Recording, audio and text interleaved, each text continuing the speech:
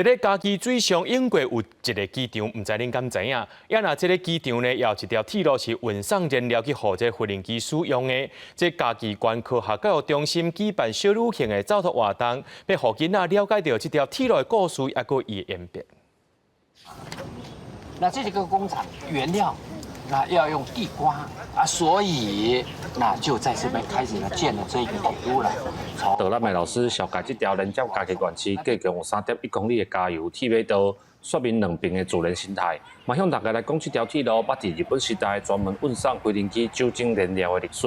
日本人为着生产酒精，爱台湾各地的番薯签送来遮，酒精生产以后，用这条铁马道甲送去高雄，为高雄坐船送去到日本。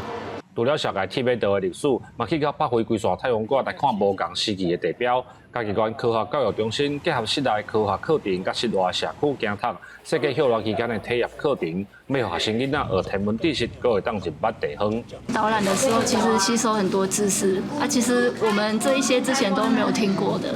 对，那个导览人员也很专业，对啊，所以很高兴就带小朋友来这边参加。咱对结合咱的地标，甲咱太空馆的科学知识，互咱的囡仔来学习。除了天文科学的知识以外呢，嘛来了解咱在地的文化甲历史。嘉义县水上乡北回归线的附近有太阳馆、太空馆，阁有较早运燃料的加油铁马道。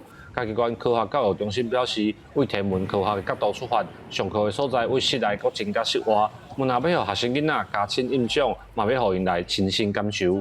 记者林慧婷，嘉义报道。